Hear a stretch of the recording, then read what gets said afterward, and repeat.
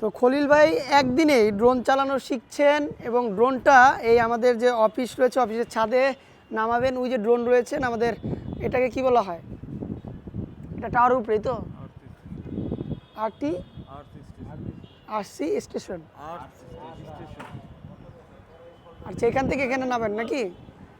তো আর টাওয়ারের সামনে দিয়ে কিন্তু সিগন্যাল একটু মানে আপ ডাউন করে। Good job, good job. কে বলছে খলিল ভাই পারে নাই? ও ওয়া ওয়ান্ডারফুল। কালা চশমা বরিশালেরা সবসময় হিট থাকে, তাই না? এটাই প্রমাণিত। অসাধারণ অসাধারণ। দেখেন খলিল ভাই একদিনে তার হাতে এসে পড়ছে, বাট ফ্রেমিংয়ে মাসখানিক লাগবে ফ্রেমিং শিখতে হলে।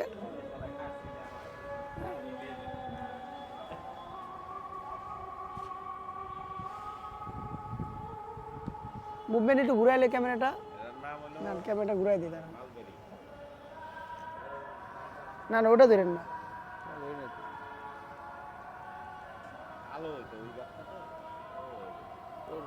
মেজারমেন্টটা বুঝতে হবে আর কি। হ্যাঁ, ডান বাম দু একটা বাংলা শিখি লন এলালিয়ান। আর নিচে নামান হালকা, হালকা হালকা হালকা হালকা নিচে নামান, নিচে নামান, হ্যাঁ নিচে নামান।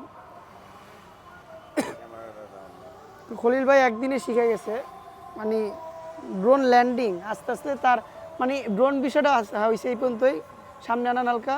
তো গুড জব। খলিল ভাই ড্রোন ল্যান্ডিং করলো, আমার হাতে ল্যান্ডিং করবে। হ্যাঁ আমার হাতে ল্যান্ডিং এখন নামবেন। আপনি চাপ দিয়ে ধরেন, চাপ দিয়ে ধরেন। হ্যাঁ যেটা চাপ দিয়ে ধরছেন ল্যান্ডিংটা নিচে ডাউন, ডাউনটাই ডাউন করেন। হ্যাঁ ডাউন করেন, ধরেন চাপ দিয়ে ধরেন। ওই বাম পাশেরটা, ডাইন পাশেরটা না। ওকে গুড জব খলিল ভাই। কেমন লাগলো একদিনে? কেমন কেমন শিখলেন? ভালো, আলহামদুলিল্লাহ অনেক ভালো শিখলাম। সেটা প্র্যাকটিসের ব্যাপার। প্র্যাকটিসের দেখলে আমার মনে হয় যে নিয়ন্ত্রণে চলে আসবে।